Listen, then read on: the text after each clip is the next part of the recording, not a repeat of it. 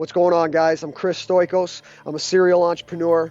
I absolutely love building businesses. I love taking care of myself on the inside, and I love spreading love on the outside in all forms of art and everything in between. Today on Dov Barron's Leadership and Loyalty Show, we're going to teach you how to do just that, how to find peace of mind right here, forget about the past, leave the future beside you, and come back to the moment, because that's where creativity flows, so that you can be healthy, happy, and wealthy. The three things that every person wants. Stay tuned.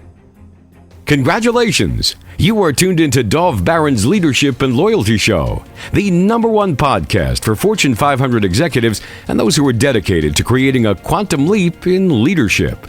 Your host, Dov Barron, is the founder of FullMontyLeadership.com. He's an executive mentor to leaders like you, a contributing writer for Entrepreneur Magazine, CEO World, and he's been featured on CNN, Fox, CBS, and many other notable sites. Dov Barron is an international business speaker who was named by Inc. magazine as one of the top 100 leadership speakers to hire. Now, over to Dov Barron. Welcome, dear friends, fans, and fellow aficionados of leadership excellence. Thank you for joining us here on this episode of Dov Barron's Leadership and Loyalty Tips for Executives, part of the Full Monty Leadership Interview Series, where today we're going to be looking at the growing trend of the mega successful business leaders who are embarking on a spiritual journey. If you're a new listener, new viewer to the show, thank you for joining us. Strap yourself in. We're about to go full Monty. If you're a regular, big thank you to you for making us the #1 podcast globally for Fortune 500 listeners. We're honored to be and grateful to be cited by Inc.com as the #1 podcast to make you a better leader. Thank you for sharing the show with everybody you know. And remember, we need your help in staying relevant, so please get yourself over to iTunes, rate, review, and subscribe to the show. All right, let's strip it down and dive right in. Watching and listening to this show, you are a high-level executive, an entrepreneur, a sales leader, or a leader at least in some capacity. And as a leader or an entrepreneur, you are no doubt a driven individual. But in the quiet moments, you may have asked yourself, how much success is enough? Our guest today is a highly successful individual who got to exactly that point and then took a leap. Chris Stoikos is a serial entrepreneur, the chief executive officer of the Dollar Beard Club. You may have seen his YouTube ads that were incredibly funny and very entertaining. In fact, the guy actually eats shaving cream at one point while slapping people who are about to shave their beard off. Pretty amazing. Chris is an archetypical mover and shaker with a number of entrepreneurial credits to his name. A true genius lies in his ability to creatively market and commercialize products, and in building and maintaining teams of experts to run those businesses independently. Despite his youth, Chris brings a practical knowledge of business in tandem with a firm grasp on the marketing psychology for a young and hipper consumer base. However, aside from being a serial entrepreneur, the CEO of the Dollar Beard Club, a multi-million-dollar company, and creating some truly brilliant YouTube videos, there's something far deeper driving this guy. And today, we're going to look under the hood and find out exactly what that is. So ladies and gentlemen, please put your hands together and welcome Chris Stoikos. Crowd goes wild. Good to have you, man. Well, man, what an epic introduction. I appreciate the kind words, everything that you said. Thank you very much. It's my pleasure to be here chatting with you today. It's good to have you on. So I know, because you and I have chatted before, that you are a bit of a nomad. So where do we find you today? Dude, you find me at a little coffee shop called Tom's in Venice Beach, bouncing in between Airbnbs as I look for my next destination. But you're originally Canadian, right? Originally born and raised in Toronto. I was there from Geordie, I guess I should say up until I was about 20 years old, and that's when I hit the road, headed out west to California, and started the business journey. That's pretty amazing, my friend. So, by the way, I wanted to thank you for the moniker you gave me, which made me smile, and I had to go tell my wife about it. She thought it was beautiful. You described me as a spiritual gangster. I've never had that one before. That was very cool. Dude, I think one of the coolest things about the spiritual journey is being able to play all the archetypes, to have fun, to treat every day like it's Halloween.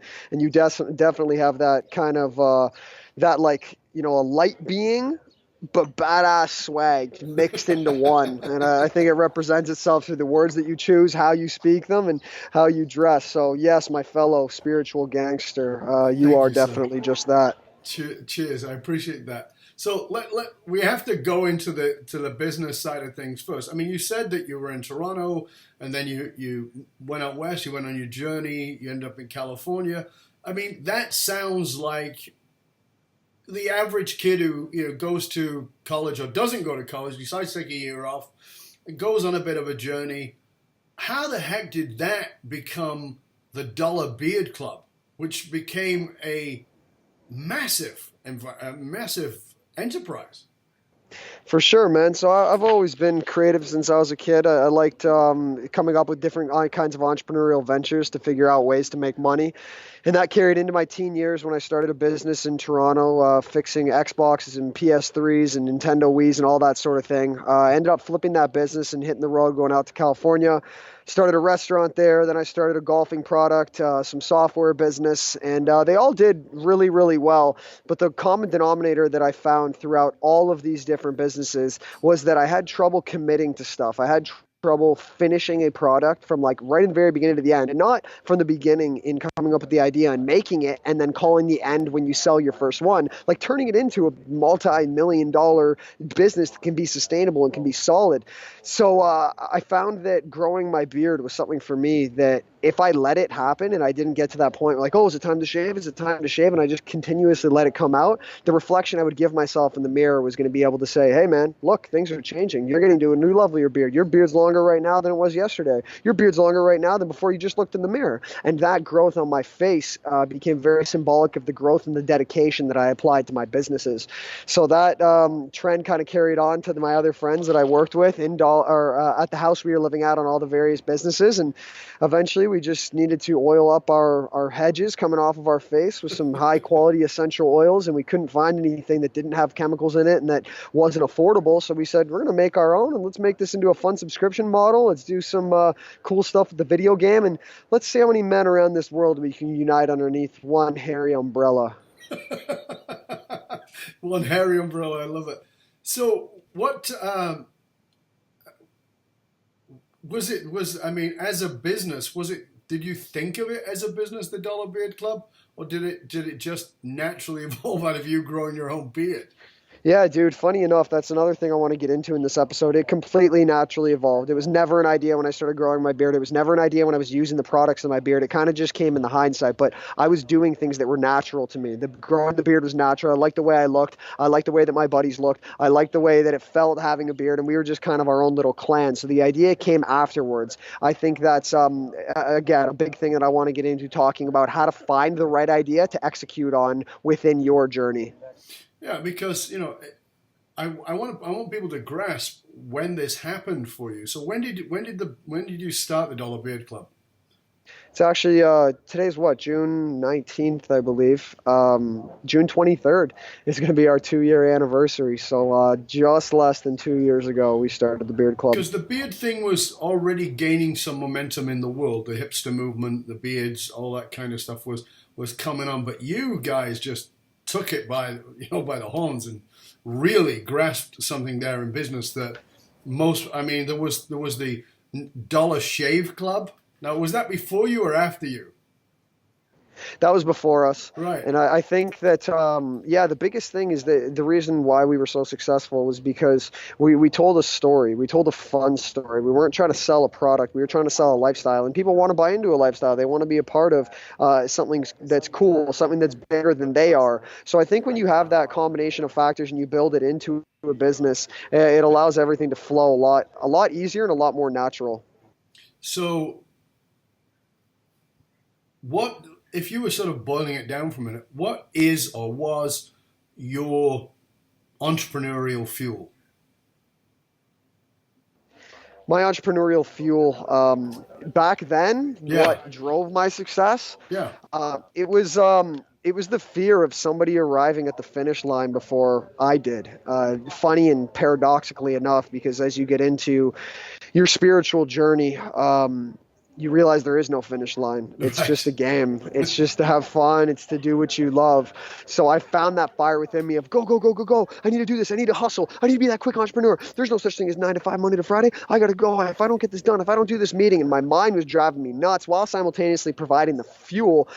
But now I would never work from that standpoint again. And that's why things are flowing out of me way more effortlessly, way easier, and in a way more fun way, because nothing I ever do now ever feels like work. And it never really did, but I just call it creating now. Like, hey, what do you want to create today? Because whether you're going to a coffee shop to create a coffee in your hand, or you're behind a camera to create a video going viral, I actually like the word fractal.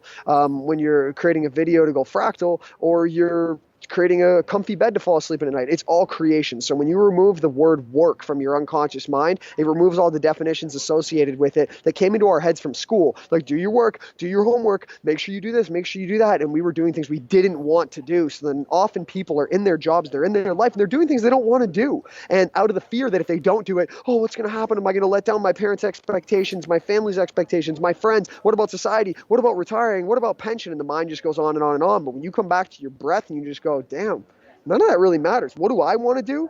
That's when you truly find a state of flow and just live in the present.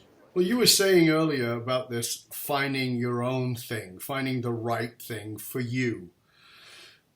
Give us some input on that, because we do have a lot of CEOs, we have a lot of C-suite individuals. We also have a high level of entrepreneur people and entrepreneurial-minded people. And part of the challenge with entrepreneurs is very much what you talked about a minute ago, which is they got the great idea and they can sometimes even execute on that idea, but following it through is a whole other gig, and walking it through to the end is a whole other gig.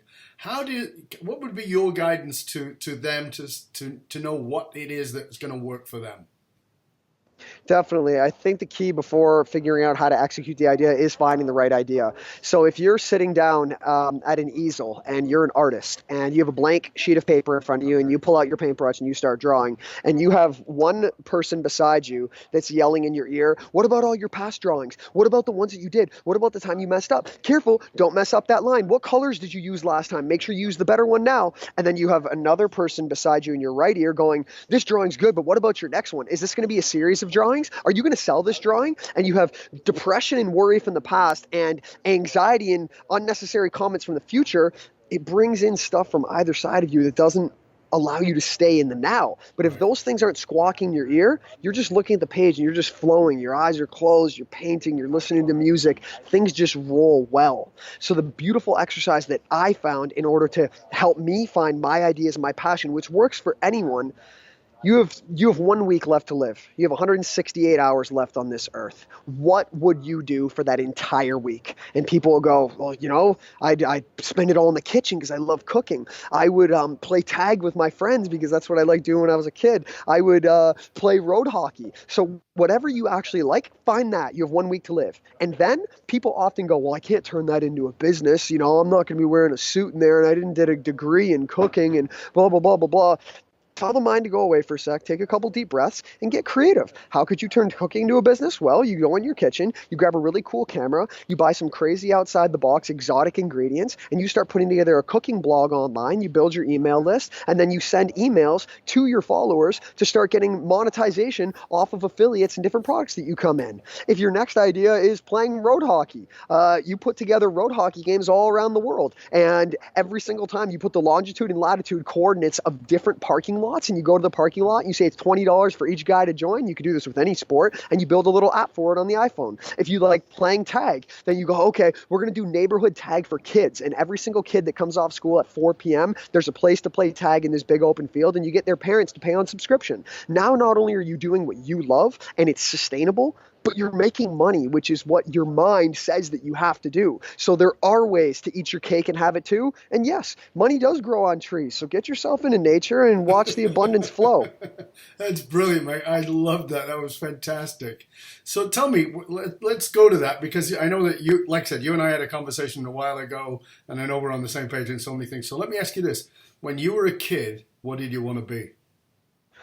Well, dude, funny enough that I wanted to be in the NHL. I wanted to play professional hockey. I played it my whole life, and I still absolutely love playing street hockey, especially on rollerblades and pickup ice, which I'm finally getting back into as I'm preaching this stuff to be like, dude, I want to do what my dream was. I loved puzzles, all sorts of puzzles, whether it was puzzle pieces that you put together, whether it was playing games like solitaire, whether it was a Rubik's Cube, and it keeps my mind going and it satisfies it to be able to solve things. And dude, it's not what I want it to be, but I loved eating Kraft dinner, man. I was big into the macaroni and cheese game. So I remember thinking when I was a kid, I said, the only thing I want to do for the rest of my life is eat macaroni and cheese and play road hockey. And I soon might get back to that reality where I just have my own little private piece of land somewhere with lots of pasta and a road hockey rink and my best buddies from my childhood. That's funny. So I'm going to take that a little deeper. When you were a kid, who did you admire? I admired my dad most. He was the guy who would wake me up for my 6 a.m. hockey practices. He was the guy who would tell me to bust my ass. He was a teacher, so he was very educationally inclined in terms of saying, Christopher, you got to do this and you got to do that. And we butted heads a little bit on that, but it taught me a lot of lessons about learning how to learn. And I think all of those skills have come full circle to make me who I am today. And I would say that my second idol and person I admire would be my mom. She was kind of the mediator between my dad and I because we would butt heads so often, and just showed peace and love and was able to kind of keep it very calm between us when things were nuts in my house, because I have two younger brothers and a younger sister, so it was pretty hectic in the Stoikos household. But yeah, man, the two people that I admired most were my parents. So when you, you said you had this passion for hockey. Did you also look at people like, whoever was big in those days for hockey? Was that, who was inspiring to you? Yeah, man. I had a Wendell Clark jersey. I grew up in Toronto. He played for the Toronto Maple Leafs, and that guy was fierce. He rocked a mean mustache. He dropped the mitts with anyone that came near him or wronged anyone on his team. He would fire a clapper top cheese, and the water bottle would be somewhere in the stands. And that guy was an absolute leader and a warrior. And that's what I aspire to be, a leader and a warrior. So yeah, definitely Wendell Clark, man. It's interesting because I know that because we talked about it, that the work that we do is about finding the soul of a leader and finding the soul of an organization and tying those together, and finding the soul of each of the people inside of that organization, tying it to that. But so much of that goes back to those things that we just talked about, which is, who did I admire? What was it that I wanted to aspire to? So for instance, some people will say, well, I wanted to be a fireman. Well, why? What was it about being a fireman? And when you start looking at those things and looking at, if you stay aligned with those things, exactly what you're talking about, staying aligned with those, they're very primal, they're soulful, those drivers inside you that pull us into amazing experiences in our life. But as you said, we finished school and we're at school and we're told, well, what do you want to do when, I guess I'll go to college. Well, what do you want to study? Everybody I know who went to university spent the first, not everyone, but damn close, spent the first year going, I don't even know why I'm here. I don't even know what I'm going to do. And as opposed to asking those deeper self questions. And that is part of what happened for you.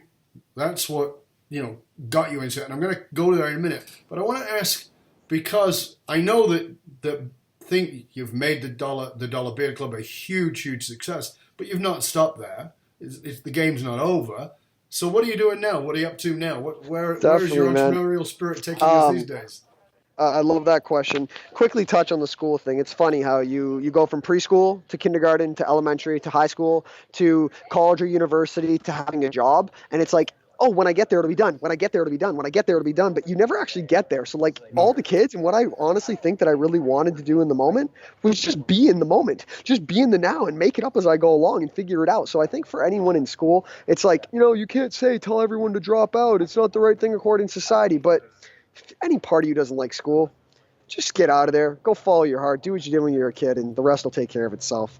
But with that being said, dude, yeah, I forgot to mention I was on Shark Tank for another product called Coolbox. We crowdfunded that on Indiegogo, pulled in $500,000, and that's being produced in China right now to ship out our first orders. So what's it and called? Then beyond again? that, Coolbox, COOLBOX.io.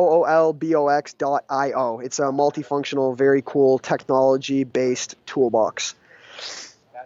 And then I started another company called Unconscious Content, and that's how to go into your unconscious mind to be able to get all the gold that's underneath there. When you can stop your conscious mind from thinking all these different thoughts, because the conscious mind only usually runs 1 to 5% of our reality. The other 95 to 99% is in our unconscious, but we don't realize it. And because our conscious mind thinks so fast, you can't go back down there and be like, oh, what do I really want? Because we're made up of our experiences and our eyes just being projectors for the thoughts in our head. It takes some time to be able to go back into that. So Unconscious Content teaches that. It teaches you how to script viral videos. Is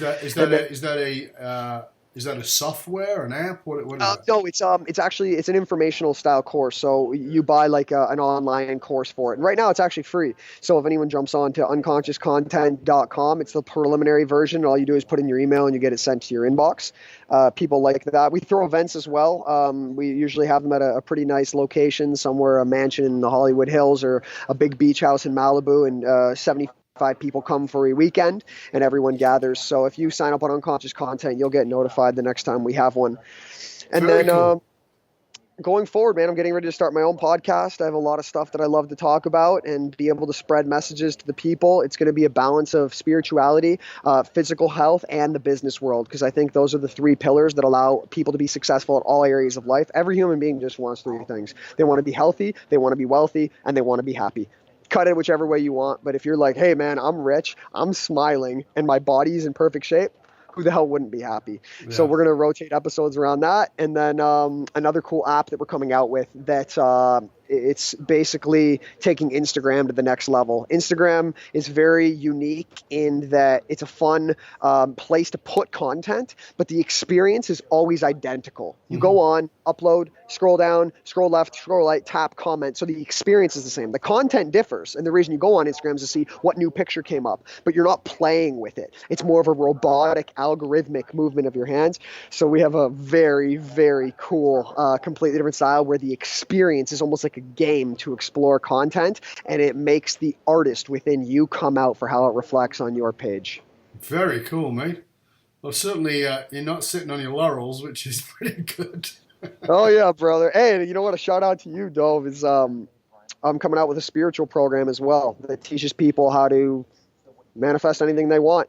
It's going to be a soft product that's launching actually in a couple days. We're getting ready to shoot the video and put it live right away, and it's 4 videos that are 44 minutes long each, and it costs $444 per episode. So we're just using some cool numbers, and once you do that, we guarantee, 100% guarantee, you're going to be happier inside, happier outside, and everything about your life is just going to flourish, let alone how much money you're going to be making after you watch it. So lots of cool stuff on the go, dude.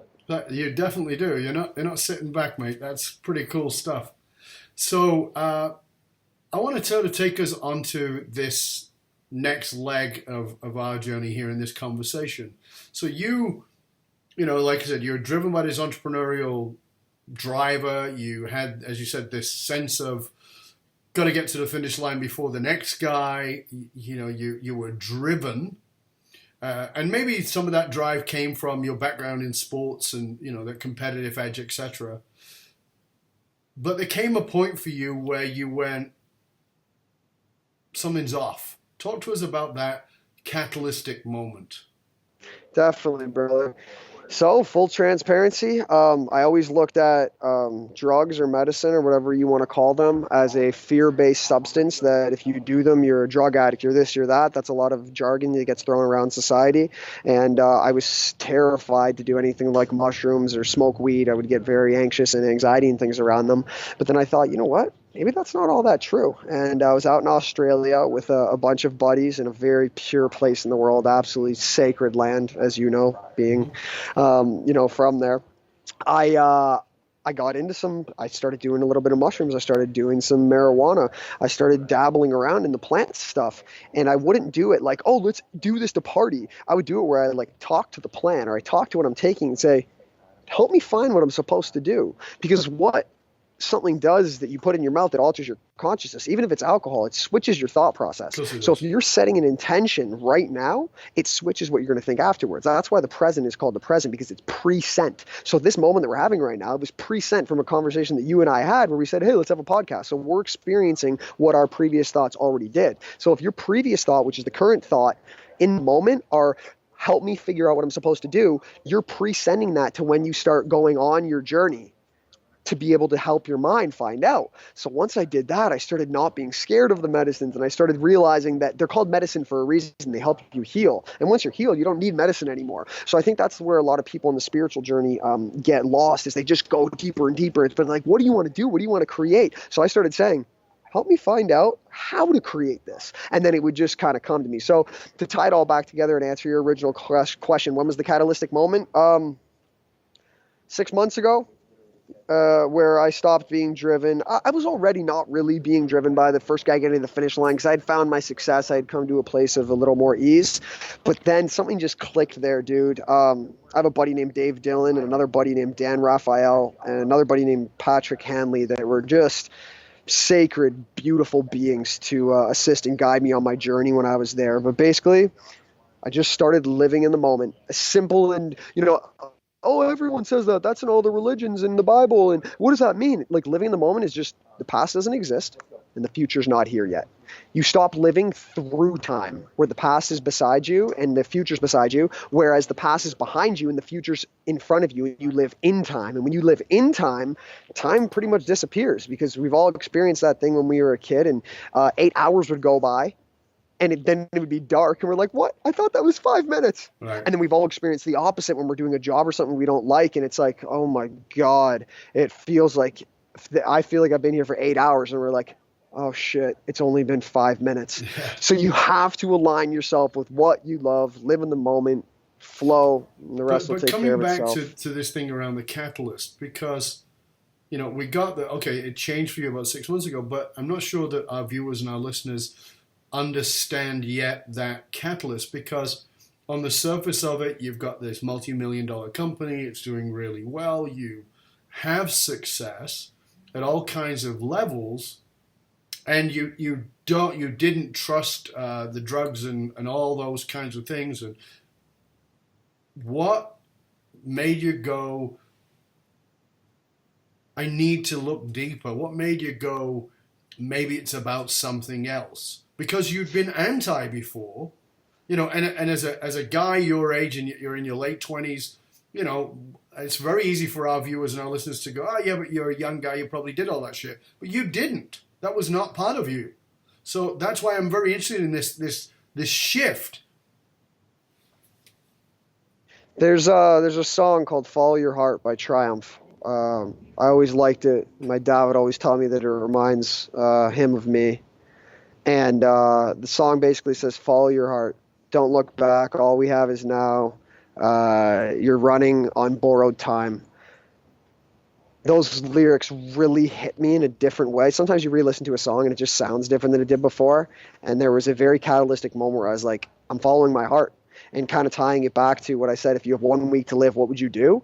And that was the moment where I was like, if I had 1 week to live, what would I do right now? I would go to Australia. I've always wanted to be there. There's some people I want to visit, and I just went. So it's tough to say that there's like one little catalytic thing, because it's like, okay, what's the catalyst to starting a fire? Well, you throw the match in and the fire lights. But wait, there's wood in the fire. There are branches. You need space around it. You need oxygen. And there's all these other elements that are arguably underlying catalysts. Yeah. So without actually throwing it into one spot, I would say the whole thing is follow your heart. You have 1 week to live. What are you actually going to do? Prioritize your joys based on your heart, not based on your mind. And I'm also not, saying go do some medicines, go do some drugs and stuff, but don't be scared to explore other things from a fear-based place. If I'm not going to do them now, it's because I don't have any need for them. I'm not going to give into peer pressure. I'm going to ask myself, do I want to do it? And I think the combination of those four things definitely act as a catalyst. And it's not a one-time thing. It's an ongoing process. I always ask myself every day, how can life get any better than this? And the universe listens and the universe answers. So just ask.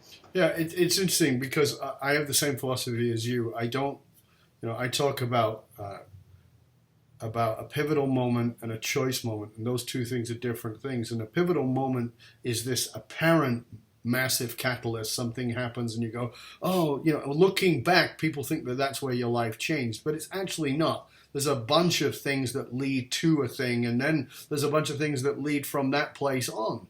But what I was looking for is, was there something that sort of ate away at you while you were having all the success, when you probably could have, bought another Porsche or, done those kinds of things, but you went, it's not really what I want. It's this, I'm really trying to find out if there was something within you that suddenly came to the surface of, there's got to be more. Or do you think, and this is why I'm asking you, do you think that that was something that was there for you for a long, long time? I think that the path that we live and the life that we're experiencing is written in the stars long before we come here and long after we leave. So it's like right to this very moment, and whoever's listening to this podcast, look wherever you are. Are you in your car, in your living room? Are you out with friends? And it's like, you're right here, right now. Everything that happened behind you, cool. It's great. You have your experience, you have your feelings, but it led you to right here. And ask yourself, are you happy right here? Could things be worse than they are? Yeah. Could things be better than they are? Yeah. Do either of those questions really matter? No, because you're right here. So again, that catalyst was kind of eating away at me, was that I kind of was like, who's running my ship? Who's guiding me? Is it my unconscious mind filled with all of these thoughts? And then my mind as a whole saying, do this, do that, be this, be rich. You made more money. You got to make more. When it's enough is enough. You're hungry for success. Keep going. I was like, wait, I got to shift. I got to come back into my heart. I got to come back into my conscious mind, and I got to let the captain of my ship be my conscious mind. So I'm choosing the direction, and the sea, the water underneath that guides the boat are my unconscious thoughts. And if those are clean, then I'm going to go exactly where I want to go, and no path will be right or wrong or be considered a detour. It'll just be. So yeah, man, I think that it was a big thing around, like, if I'm really trying to identify and answer your question, like, catalytic, what was the change? And I can put it into 3 words, not 1, 3, or 1, heart.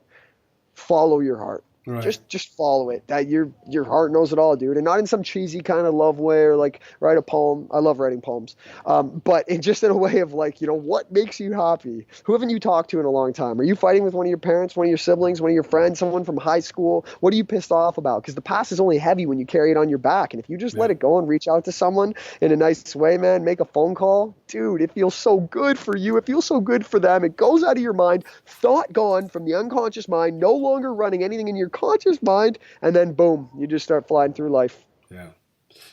I want to bring this up for people, because I think that if you sort of came into this podcast without the original introduction, you go, what the hell is Dov doing? He's got this hippie on here, he's got a beard down to his chest, and he's talking about sacred medicines and follow your heart. It sounds kind of wingding, right? You and I had this conversation before. But I want to remind people that who we are actually speaking to is Chris Stoikos, who is the guy who started the Dollar Beard Club. What was the dollars, if you don't mind me asking? How many tens of millions? Yeah, man, we've done about 24 million in 23 and a half months. Right, so 24 million in 23 and a half months. So this is not some dingling guy who you passed on the pier smoking a joint who's never worked a day in his life. This is a guy who understands business and does a brilliant job of it. And again, I encourage you to go on YouTube and put in Dollar Beard Club and watch the videos. And Chris is in there. He's the guy doing the videos.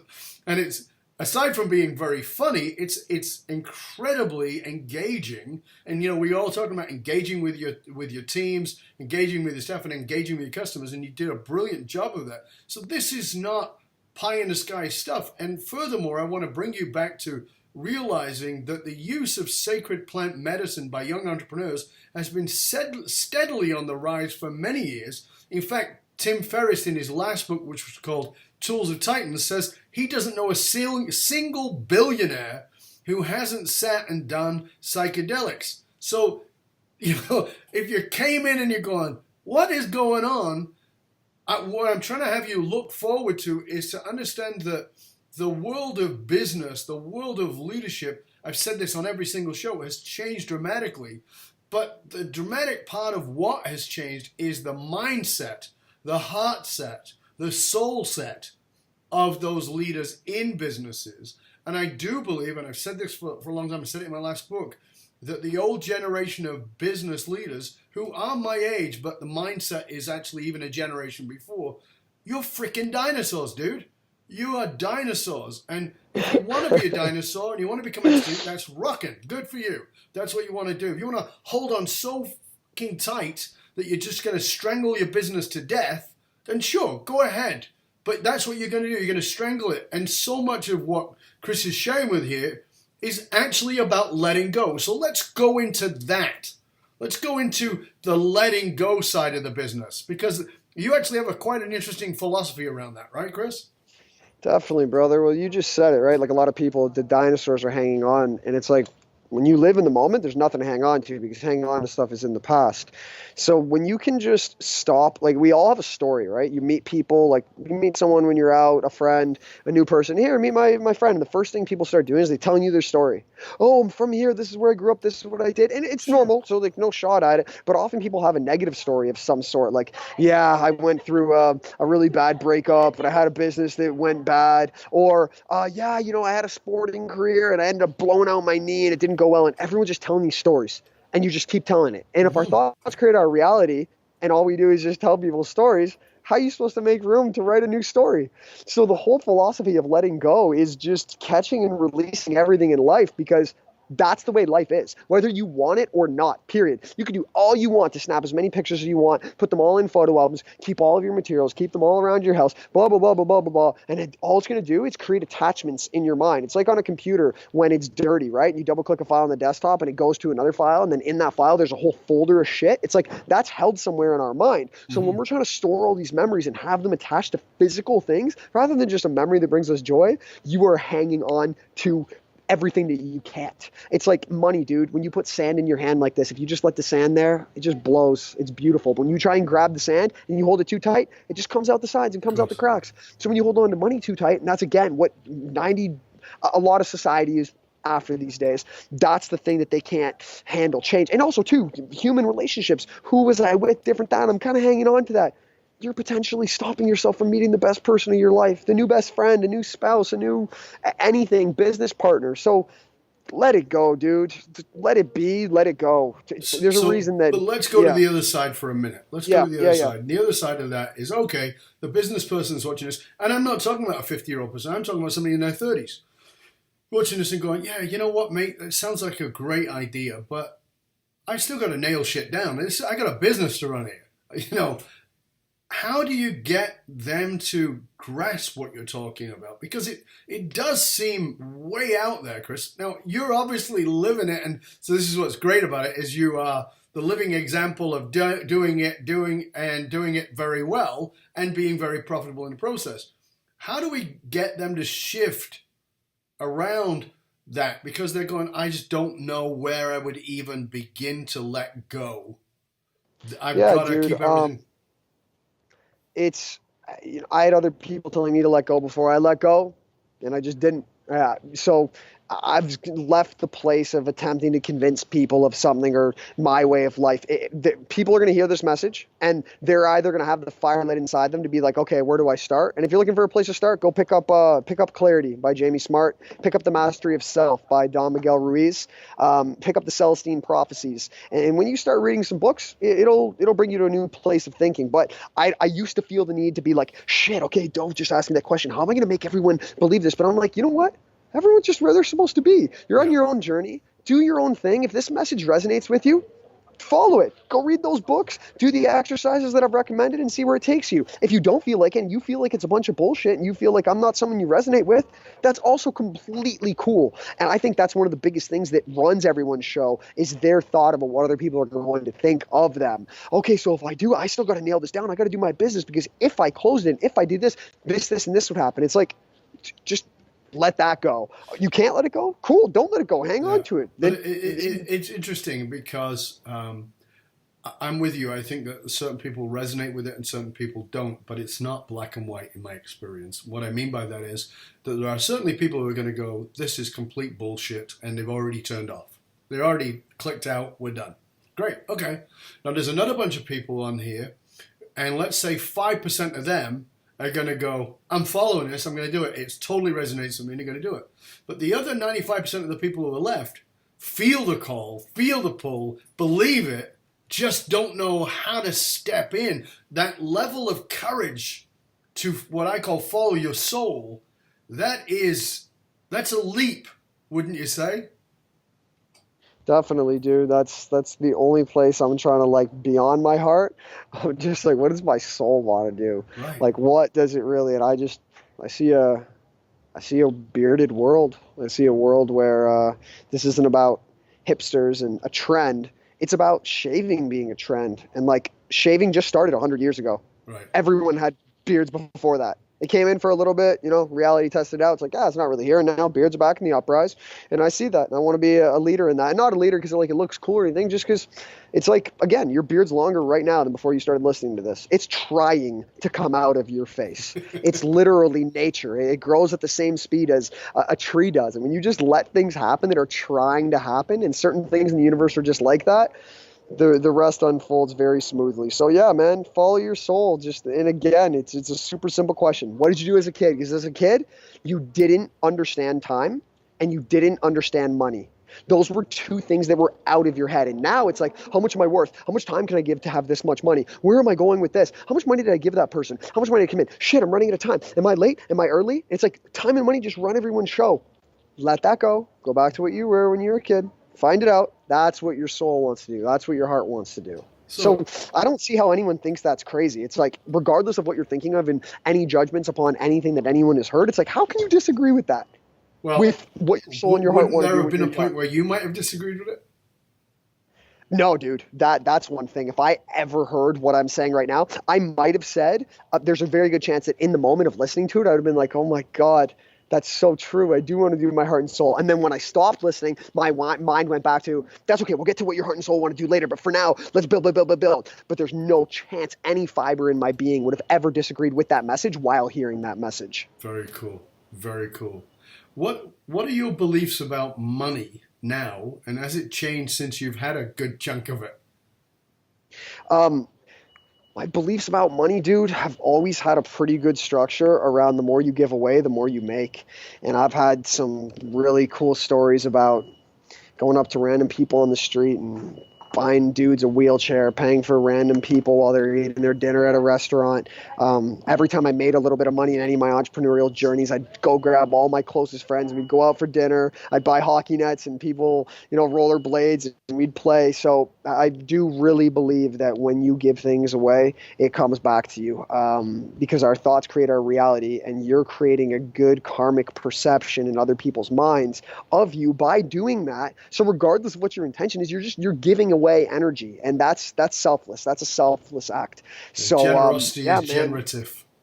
There you go, brother. Generosity is generative. So, it's very interesting because people talk about karma and all this. I want to pull that out, put that to the side for a minute, and just go, look, hold on a sec. Let's move it away from karma. Let's come back into the fact that every one of us are leaders. Every one of us. You are a leader, whether you have a role as a leader, an official title or not. You are leading because you are influencing. You're influencing others. And I know when I get a wash like other people, I get a wash, I feel like, oh my God, I don't have enough. And the minute that comes on me, I will walk down the street and give money away. I will walk past John, who's the homeless person who's by my office, and I pass him all the time, and I talk to him. I actually talk to him, find out who he is. I know his story. I sit with him. I sit on the sidewalk with him, and I chat to him. I'm generous with my time with him, and generous with my attention with him. But every now and then, when I feel the lack, I put my hand in my pocket and I give him $10 or $20, not a quarter. I give him that, and every single time, I feel better. Now, on top of that, there's an interesting thing outside of the karma piece, and this is the piece I try to get people to grasp, is this. What if we all did that? What if we all did that? Let's just say we all did that twice in the next 7 days. How would the perception of the world change about lack? It would suddenly be like, I had this mindset that people are all going to hoard everything for themselves and not going to share anything. And in the last week, 8 people have given me stuff. maybe the world's okay. So aside from karmic, it's this generative property of being a leader, being an influence from a place of generosity, says to everybody, I don't have to hold on so tight because I live in a generous, abundant world. And I just, I challenge people to do that. Very well said. Last conference I had for unconscious content, during my last speech, there were 70 people in the crowd, and I taped a $100 bill under every single person's chair. And halfway through it, I said, "Put your hand under." I said, "There's $100." I said, "Go give that to somebody tomorrow, somebody that needs it." Like, giving feels good. Yeah. And it's funny that we're in such a place where the energy circulated between giving and receiving is so stagnant. Like, I've tried to give money to people before, and sometimes they're like, "No, like, what's the catch? Like, who are you?" It's like, holy shit, like, as if it's kind of come to a place like that. So, again, respect people, respect where they're at. One thing that I know that you can give to every person in this world that they appreciate is just your presence. Exactly. Like, you're not on your phone, you're not doing something else. You just eye contact and just stand there and, breathe deep. And while you're looking into their eyes talking, just think in your head, wow, you're an awesome person. You're this. Because even if you're looking in someone's eyes and you're thinking, oh my God, how much longer am I going to be in this conversation? That's not giving your presence. No. Your presence is your physical being there, plus the thought system that you're running in your head. And people can feel that. We're empathetic, telepathic creatures. So when you can kind of embrace that and just be in your spot, dude, people will appreciate it every time. But you're absolutely right. People have a challenge with receiving. I got a great example of it. One of my teachers was Bishop William Todd. He was my teacher when I lived in Perth, actually. And he was an Orthodox Catholic bishop. He was my teacher for about 5 years. Wonderful, wonderful man. A true Scotsman with a bonny accent, a really strong accent. And he was a Catholic bishop from Glasgow. So he was like, he'd been rough and tough as nails and had become this Gnostic Christian bishop. And one day we're out on Hay Street in Perth, and we're on the main street there, and we're hanging around, and we would walk together, and we'd have these little chats about different things to do with the universe, very metaphysical, deeply philosophical, metaphysical conversations. And all of a sudden, there's kids playing around in the mall there. It's no traffic. This little boy comes up, and he's like 5 years old, and he hands Willie Todd, Bishop Todd, he hands him a coin, maybe a 5 cent or something, hands him a little coin. And Willie puts his hand out and takes it and says, "Thank you," and gives the kid a big smile and puts it in his pocket. And the kid goes away with another smile. And I'm standing there. I think I'm like 22, 23 years old at the time. I'm standing there and I'm thinking in my head, how could you take that child's money? How could you possibly take that child's money? But, I'm not saying anything. I'm smiling. I'm trying to be all got my shit together type. We walk a little further, and eventually I can't bear it. The anxiety's got me. Like, my head's gone insane. And I say, I have to interrupt you. And he goes, "What?" I said, "How could you possibly take money from a child? That's just not right." And he said, "I didn't take money from a child." And I said, "I saw you." He goes, "No, I didn't take money from a child." I go, "I saw that little kid come up in the mall. He handed you the coin. You took the coin. You smiled. You thanked him. You put it in your pocket." He said, "I didn't take money from a child." He puts his hand in the pocket, takes the coin out again, and gives it to me. And I said, No, I'm not taking it. You're not passing that on to me." He said, "I didn't take money from a child. I took money from the universe because money's a flow and I'm passing it on to you. And that's why you're blocked." I was like, holy crap. Bam! Down you go, Dov. Down you go. Dude. Stay down for a while.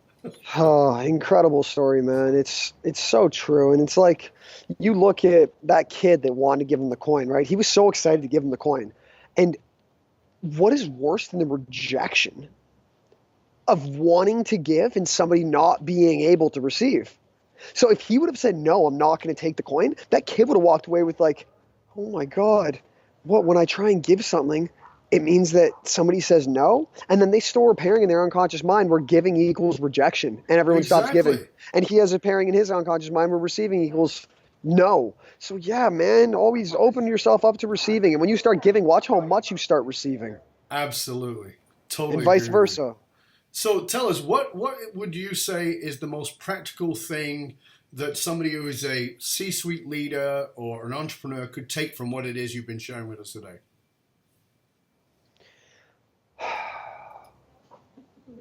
Dude, I'm not going to even try and come up with an answer that's like super business oriented because this is the realest thing, and it applies to everyone, not just entrepreneurs, and it's your breath. Uh, Try it right now. Anyone who's listening, let's do 3 deep breaths. Barrel down into your stomach. This is how we used to breathe when we were kids, and watch how you feel. Just from 3. Here we go.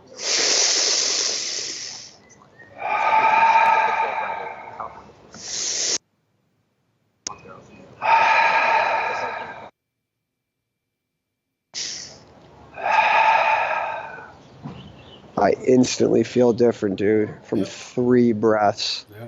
My head is tingling, it's sparkling. That's 3. Do you know what 10 feels like? Do you know what 50 feels like? I actually So do. whether you're an entrepreneur, I know you do. I know you do. Yeah, it's very cool. A family person of sports, doesn't matter. Just breathe, and you're not going to need any advice from outside. I'm outside of you. And my voice is outside anyone listening.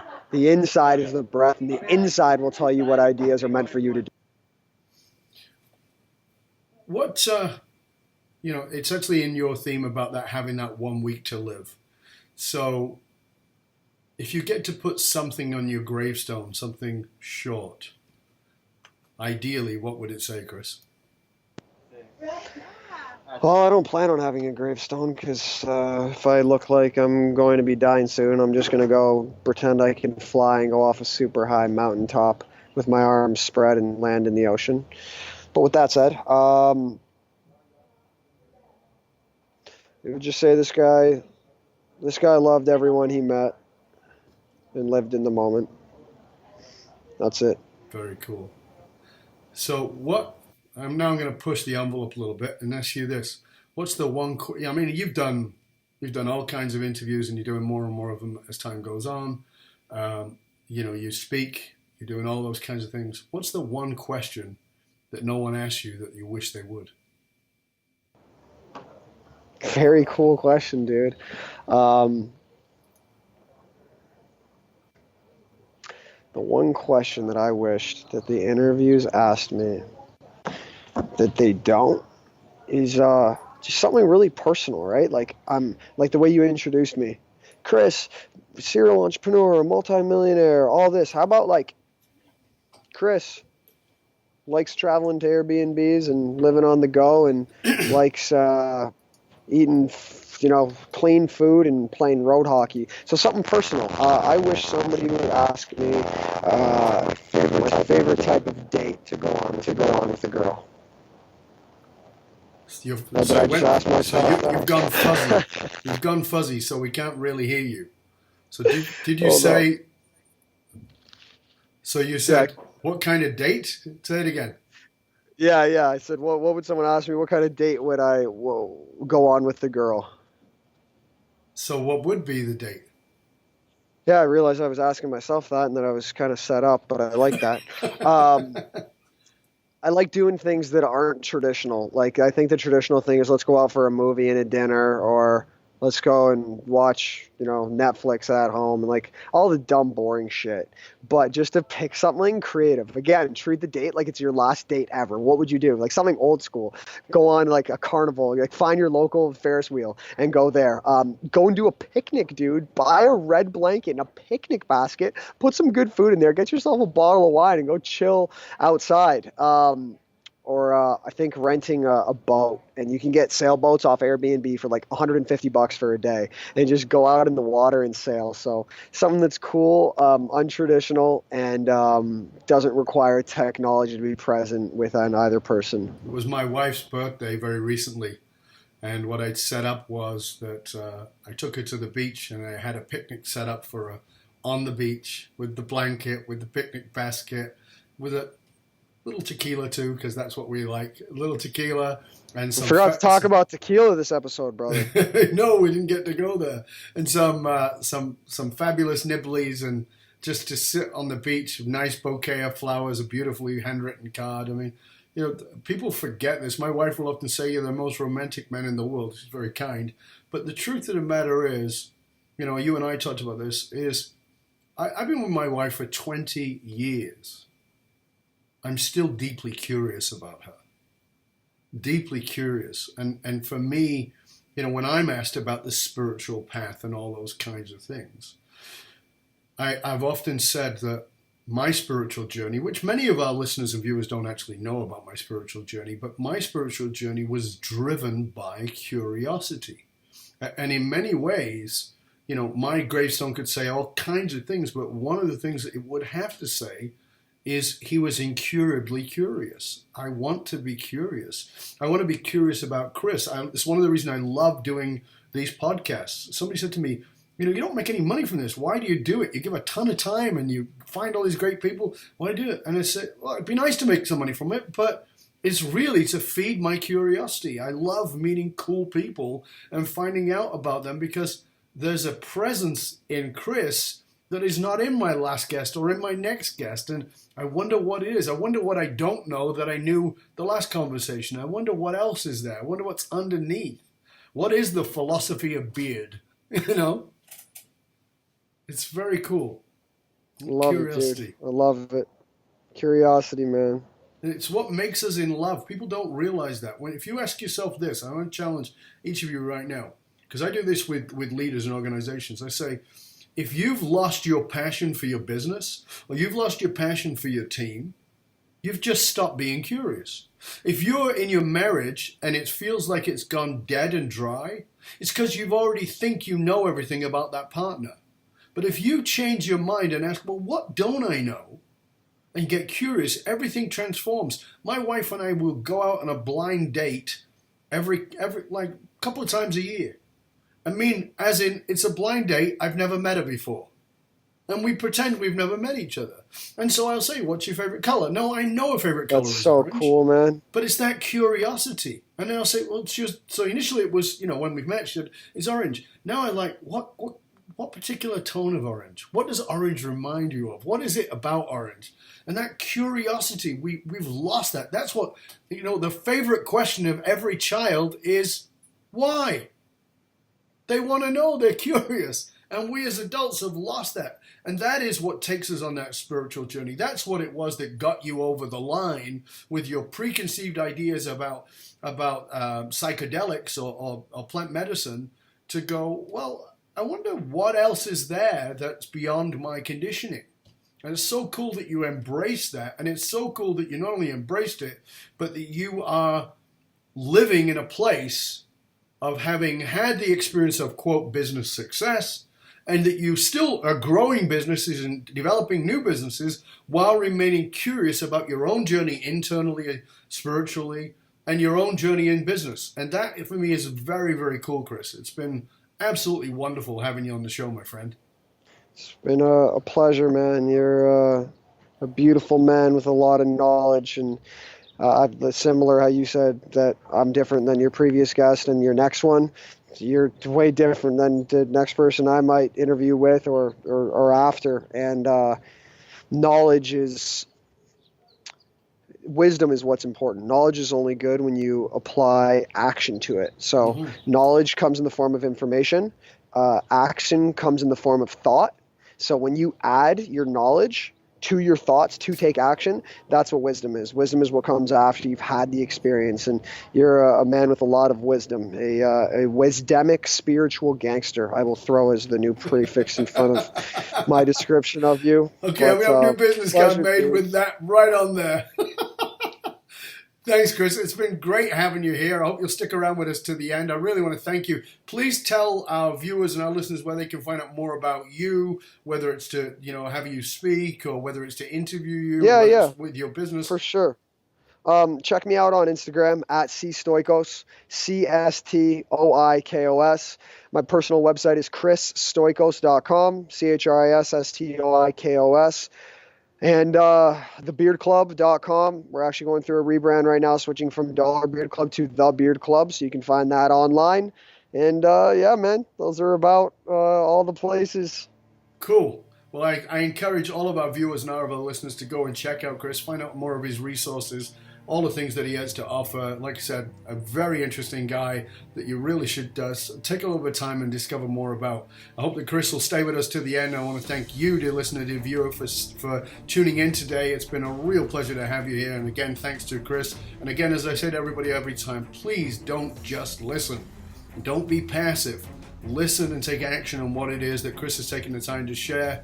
And remember that the research consistently shows that one of the biggest challenges facing companies today is that it's counterintuitive. Even the most successful companies are losing their very best people. Why? Because we need to be purpose-driven. We need to find the soul of our organization. We need to find the soul of our company, because that's what magnetizes the very best people to you. If you want to find out more about that, get yourself over to fullmontyleadership.com.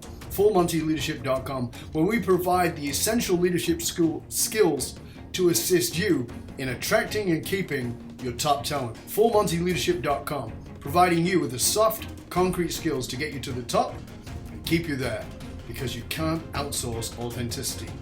Till next time, this is Dov Baron, fullmontyleadership.com, saying stay curious, my friend, stay curious about the journey that awaits you that is beyond your mind. Dov Baron, and I'm out.